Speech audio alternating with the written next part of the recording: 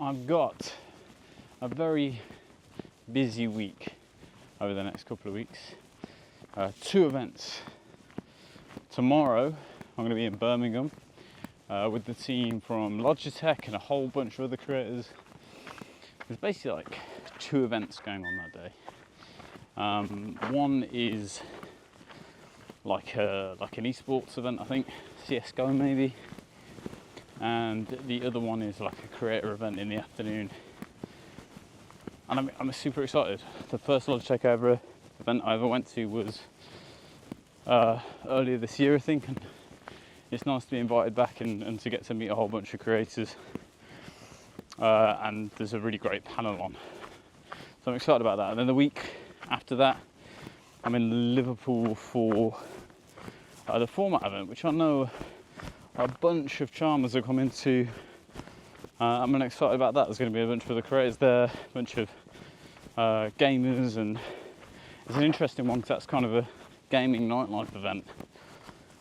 I've done something a bit cheeky for both of these events, and that is, if you notice anything weird about this video, it's because I'm filming it on a DJI Pocket 3, which is basically like a handheld camera / gimbal. So the reason I can walk and be around in the countryside and it feel quite smooth is because I'm filming it on this new camera. Now this camera is about 650 quid, and I'll be honest with you, I can't really afford that right now. So for the purposes of testing and reviewing this, I took a little trip to Argos this morning, and I will test this out and I'll review it. I'll take it to a couple of events and see how I get on, and then the likelihood is that I'll be returning this within the next 30 days. Is that bad? I mean, I feel like it's fine, isn't it? It's fine to review products in this way. But so far, I'm super impressed with this thing. I mean, I'm walking, at a fair old pace right now.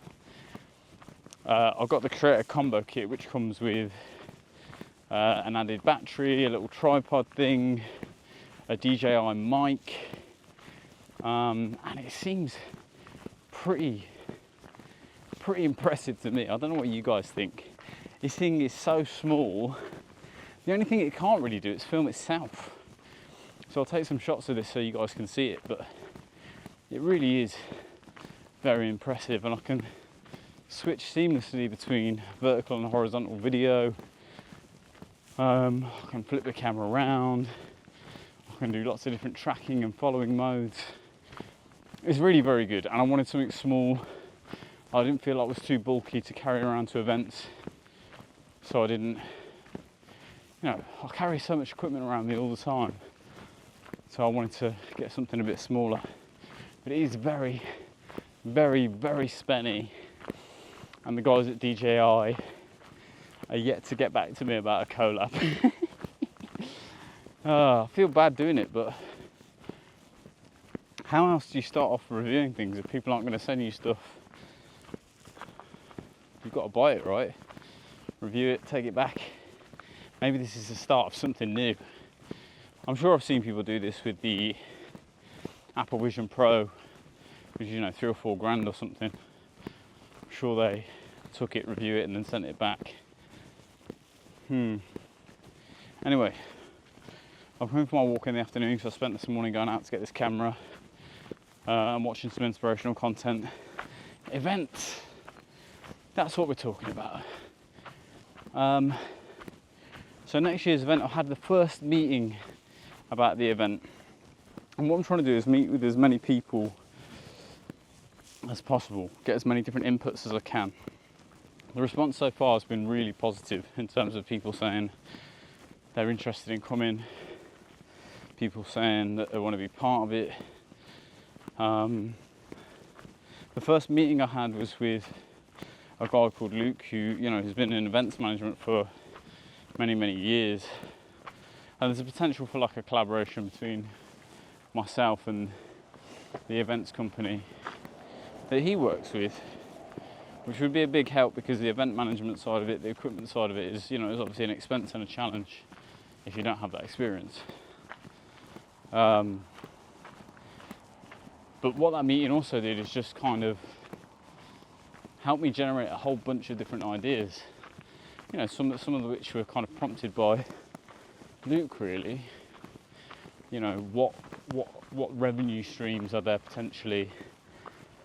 What are the, you know, in a Venn diagram of things that intersect with gaming at the core? What are the other things? Fashion, music, technology.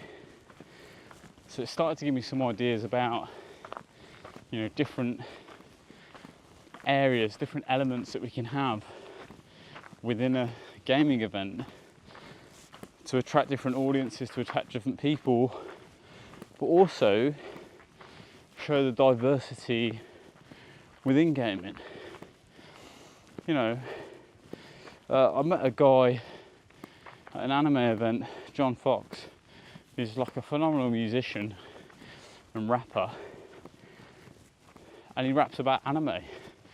You know, I didn't think there would be a time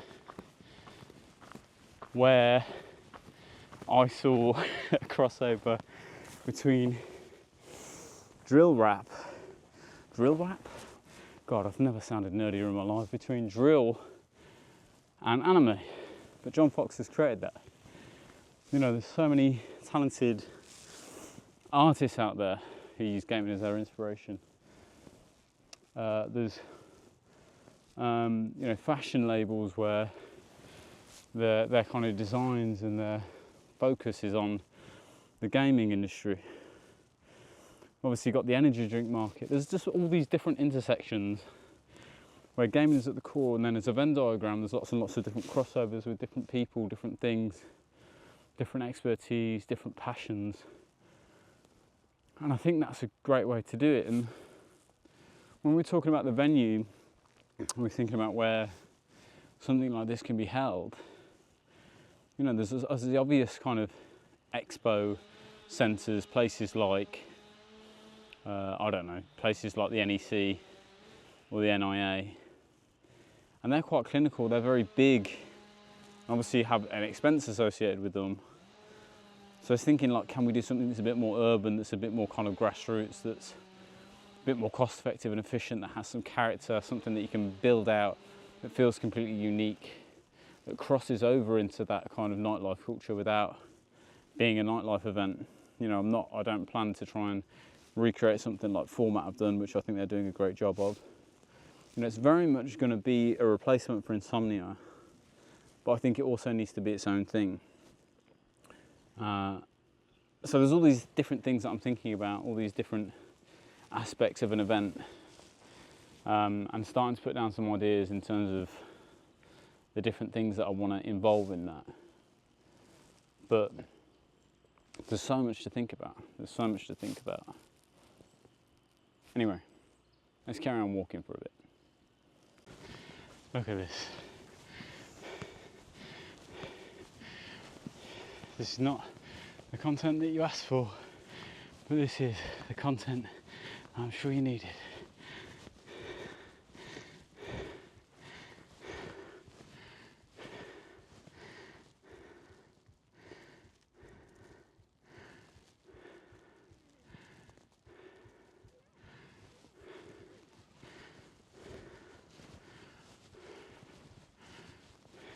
Some big horny cows.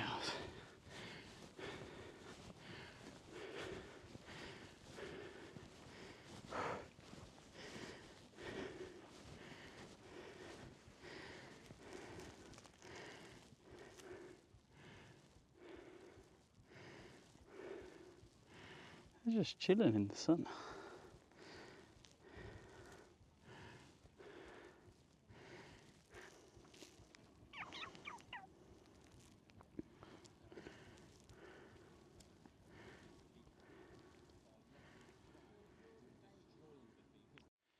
I'm about to take my jacket off because the weather is unexpectedly glorious, man.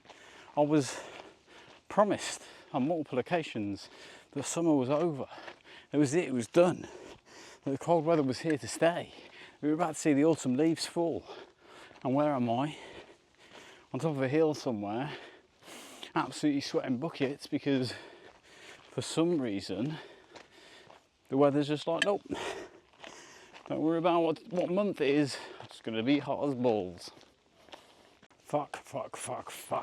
I'm like 20 minutes into my walk up a big hill, and I'm pretty sure I've realised I've left my phone in the car. Not a major issue usually, but the problem with my car is the phone is the bloody key. So if someone notices, they can literally just get in the car and drive off. So we'll soon find out whether today's been a disaster. I should run, shouldn't I? I can test. Like, is that a good excuse?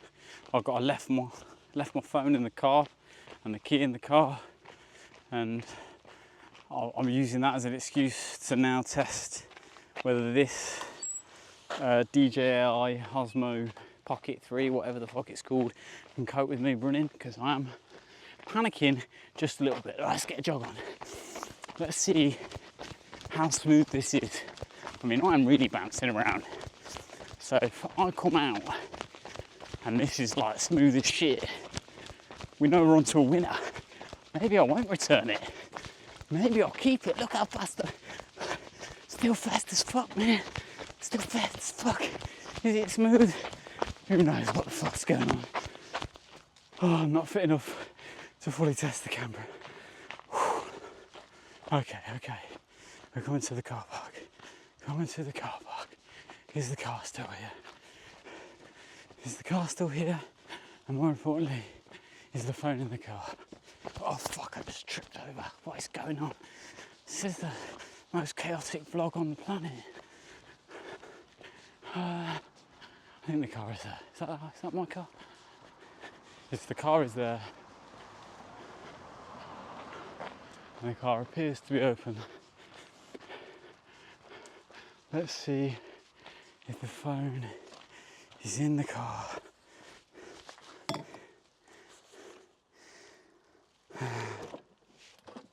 And if you look carefully, my bag is trapped. There you go. Hello, little phone.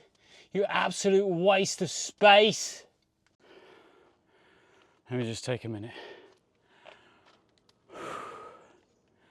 I don't know if you can see, but I'm sweating buckets. Running back to this car to see if the phone is in there.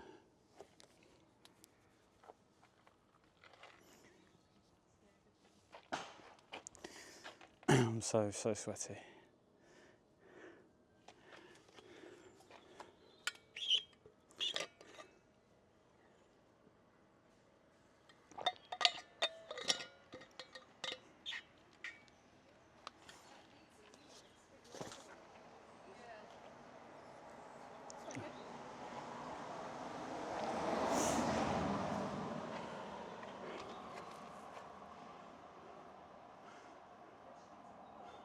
The question is, can I be bothered to walk again? If I'm going to do it, I've got to leave some stuff behind, man. It's too warm for the jacket. I don't know why I bought that. Absolute idiot. So I decided to carry on walking, obviously. And I thought, listen, I'm going to be out longer than I thought I would because I had to rush back to the car, so I'm going to film some content. This is ridiculous. Have you seen those outdoor boys? Right, and he's going around in the Arctic, digging snow caves and having a full-on chat with the camera. Honestly, I walk up one small hill and I'm breathing right out my arse. How does he do it? How do they manage to do that? He's unbelievable talent. You know, obviously I want to get out and do more interesting content in more interesting places, but I'm usually doing it stationary because I've got my tripod. So I have to set that up and do it wherever. But with this thing, obviously I can go wherever I want quite easily.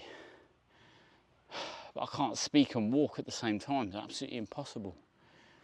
Anyway, let's get to a spot where we can have a rest and then we can carry on talking about this amazing event that we're going to do next year. I just want you to look at this for a second, because I'm in the middle of the forest and the view It's absolutely breathtaking. Anyway, where were we? Fashion, art, music, technology, creative writing, and then in the middle of all of that, gaming. I think that's what the event is. I mean, let me know in the comments if I've missed anything else. Let me know if I've missed like a crucial part of what gaming entails, what the gaming industry entails, what gamers look for. I think as a Venn diagram of all the things that you could possibly interact with at a gaming festival, I think that's pretty good. And then I've been thinking about names. You know, this is where I want your help, but I almost want something that is, think about this as a replacement to fill the gap of insomnia, what that was for so many people. I almost want it to be what is the antithesis of that. I see lots of sadness about gaming events disappearing, and I see lots of annoyance with what some gaming events have become. You know, I feel like this could be the revival of what people love about gaming events. Don't get me wrong, this has to be profitable, it has to be a business, it has to work, it has to pay for itself. And unfortunately, I think that's where some people in the gaming industry, that's where their issues lie with some of this stuff. You know, they don't like that you have to pay for things maybe, or that they feel that things are too expensive. And I'm aware of that, and I want to try and make this as affordable and inclusive and, you know, diverse a gaming event as possible. But it does have to pay for itself. But I've got ideas about how to make that work.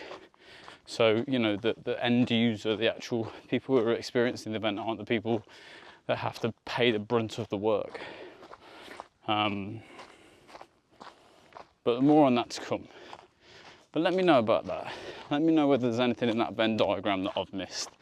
You know, what is there that you'd want to see there? Anyway, I'm working hard on that. I've got all these events coming up over the next couple of weeks. I've got so much going on. I'm still trying to produce content at the same rate. Content seems to have picked up on TikTok. You know, some of the stuff on YouTube is doing quite well. Is it where I want it to be in terms of, like, you know, total numbers? No, of course it's not. But I'm liking the content.